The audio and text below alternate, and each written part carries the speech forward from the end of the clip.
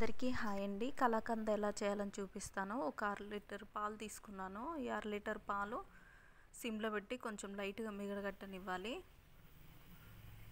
తర్వాత స్పూన్తో కలుపుకుంటూ బాగా బాయిల్ అవ్వనివ్వాలి.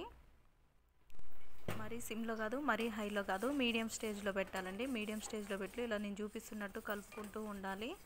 కొంచెం దగ్గర పడనివ్వాలి. నేను 1/2 లీటర్ పాలు తీసుకున్నాను. ఇట్లా కొంచెం చిక్కబడ్డ తర్వాత ఒక 4-5 స్పూన్లు షుగర్ వేసాను. తర్వాత కొంచెం నెయ్యి వేసుకుంటూ ఇలా కలుపుతూ ఉండాలి. ఇలా చిక్కబడుతూ ఉంటుంది. ఇలా కలుపుతూ కొద్దిగా నెయ్యి, నేను ఒక 3-4 స్పూన్ల వరకు నెయ్యి వేసాను. ఇలా కలుపుతూ ఉంటే చిక్కబడుతూ ఉంటుంది. ఎంతో టేస్టీ అయిన కలకంద అండి. మనం ఇంట్లో చేసుకుంటే చాలా టేస్టీగా ఉంటుంది. బయట కంటే కూడా చాలా బాగుంటుంది. ఇలా పాలు మరుగుతూ ఉంటే మనం ఇలా కలుపుతూ నెయ్యి వేసుకుంటూ ఉండాలి. నేను 1/2 టీ స్పూన్ కంటే తక్కువ వేస్తూనే కలిపాను. కొంచెం యాలక్కాయల పొడి కూడా వేయాలండి.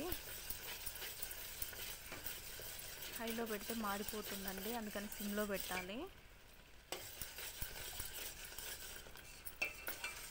సైడ్లు కూడా ఇట్లా కలుపుకుంటూ, పక్క సైడ్లకి ఇట్లా వస్తూ ఉంటుంది కదా, దాన్ని కూడా తీసి మళ్ళీ ఇందులో వేస్తూ కలుపుకుంటూ ఉండాలి. కొంచెం దగ్గర పడ్డదండి. ఇంకా బాగా పీసులాగా కట్ చేసుకోవాలి అనుకుంటేనేమో నేను చూపించిన దానికంటే ఇంకొంచెం దగ్గర రానివ్వాలి. నేను లూజ్ కలకండ్ లాగా చేద్దాం అనుకున్నాను, అందుకనేసి కొంచెం లూజ్ ఉన్నప్పుడే తీసాను.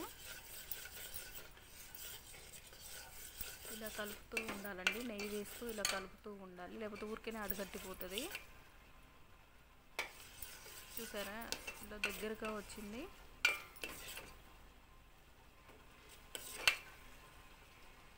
కలకండ్ రెడీ అయిపోయిందండి. ఎంతో టేస్టీ హెల్తీ అయిన కలకండ్ రెడీ.